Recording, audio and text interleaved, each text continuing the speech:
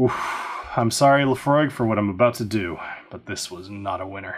Hello everybody, welcome to the Whiskey Dictionary. Today I want to talk to you about the Laphroaig Oak Select. Now this is a bottle that I kind of stumbled upon the other day when I was in Total Wine. I was actually shopping, ironically, for Laphroaig Carchis, the 2024 version, which I've been searching for forever. So, I'm very excited for that bottle, and I came across this one, and I said, I don't recognize this box. It says Oak Select, it says Cask Collection on it. Maybe this is something limited edition that I really want to get, especially for the fact that it was $35. I'm like, the bar is pretty low for a $35 Laphroaig. It just needs to not taste terrible. So, I picked it up, threw a picture up on Discord, said, does anybody know anything about this? And I found out that it was basically a rebranded version of their Laphroaig Select. However, I never reviewed that either, so figured I could do this one, talk about it a little bit, and talk about some of the changes and the reason for the change in the box. When you consider the box, you can tell that this is a recycled material, and they actually did the whole like pressing thing so you can read without them having to use ink. Just overall less stuff, and I think that's great. They also have a beechwood cork on the top, so it's actually made out of wood rather than plastic like it used to be made. So if you think about the old one, like the 10, this very heavy cardboard, and then we have metal on the top and the bottom. It also would come with like a little pamphlet that would tell you all about Laphroaig, and then the actual bottle came with a plastic top and then a cork. So all of those things have been eliminated in lieu of the cardboard box and the wooden cork. I think that's wonderful, and it goes kind of the same way that Bruichladdich going, where they've recently done the recycled material clamshell for the 18, but also eliminated a lot of the tins. If you order off their website, you can actually specifically say that you want the tin, and they will assume that you don't if you don't check that. Although reducing waste is a noble goal, and I expect to see the same thing across their whole core lineup. In fact, it's on their website that they're planning on doing this. They've kind of done double time here because this is going to reduce a lot of waste, because I'm just never going to buy this again. This whiskey is chill filtered, there's no age statement, and it's 40%. So I get it, they're going for a flavor. The 40% irks me a little bit, I get it, but also I kind of don't. But they got to keep the cost down, so whatever. This also spends a little bit of time across several different barrels. So it's the same thing that the Select used to do. They age the Laphroaig as normal in ex-bourbon barrels. Then they take some of that and they put it across 4 different kinds of barrels. They have brand new American oak, they have ex Oloroso sherry butts, they have ex PX sherry butts, and then they have quarter casks. And all 4 of those end up coming back together with the regular Laphroaig. They marry it all together and then they make this. I've already taken a couple of jabs at Laphroaig, and you might be wondering why, so let's go into the nosing and the tasting. So let's give it a nose first.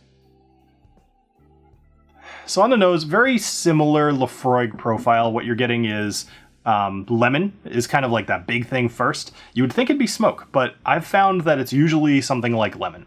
But then you do have smoke, of course.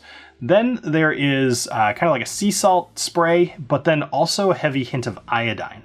And all 4 of those are basically what I would consider like the Laphroaig profile of the nose. And this holds up to that perfect. However, it's missing any of the sherry. There's nothing really that sweet here. There's nothing that's reminding me of wine.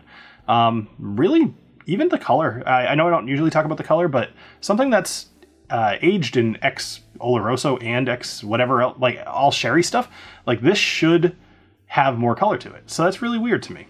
It does spend 6 months in those barrels, so it should really be imparting something. Let's go ahead and taste this. Cheers.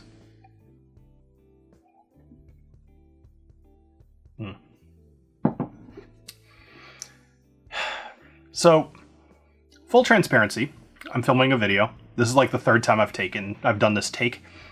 Screwed up a couple times. Every time I have to do it, it's worse. But let me tell you why. When you first taste this, it is not bad.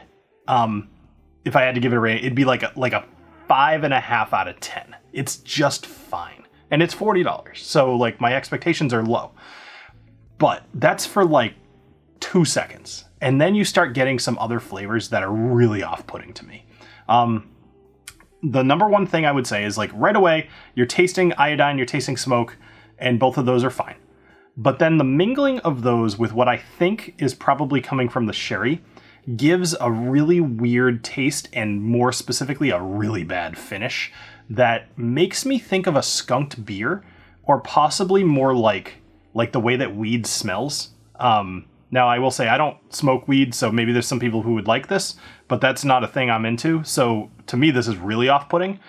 And for $40, knowing that my bar is already really low, the finish is just really bad.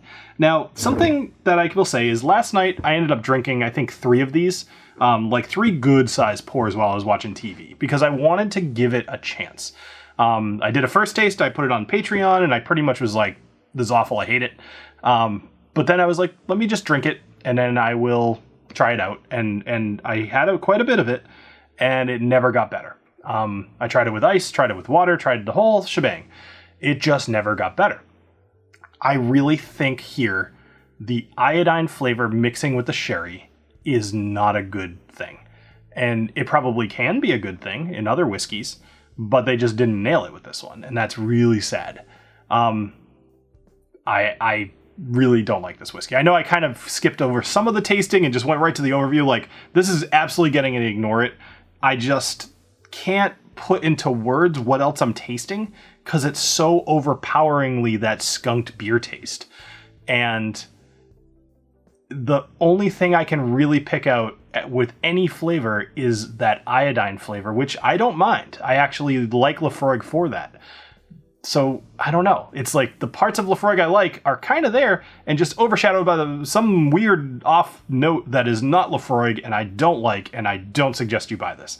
And I'm really sad to say that, because this is so inexpensive, and would very easily have been something to introduce people to Laphroaig if it had delivered on the promise of having this nice, easy flavor of 5 different barrels combined. Like, what happened with this whiskey?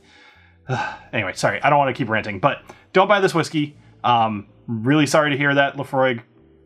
I don't know what you did wrong, but everything else is brilliant, so do all the other stuff better. Just leave this one off the shelf. If you're looking for a good alternative to this, I have a few suggestions. Unfortunately, they're about $10 to $15 more, so I understand the price point is a little different, but to go from 40 to 50, that's not terrible, right? So the obvious choice here is to go to Laphroaig 10. If you're looking for peaty, smoky, iodine something, this is a good choice. This is actually a fantastic choice. I would call it a legendary choice. Laphroaig 10 is legendary. It just is. Some other choices that you might not think about, a little bit more so you'd probably consider the Talisker 10. This is a good choice here too. You're going to get a little bit more sea spray flavor, but in general, it's going to be a good choice to replace this. But another choice, something a little newer here, is going to be the Ardnamurchan. So I have kind of an older version here, actually, really old. Never ended up reviewing this one. But the Ardnamurchan is something fairly new to the whiskey world, and I think this would be a really good replacement. It has a little bit more sweetness than what you would expect, and in general, this is kind of that laid-back version of something like this that I actually think holds up to the name. It does have a little bit of a bite to it, so be aware, but if you throw an ice cube in there, or if you just have a couple, it'll go away and you'll be fine.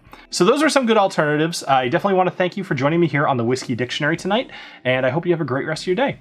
I don't want to have more of this, so I'll just give you a cheers and then I'll put it right back down. Cheers.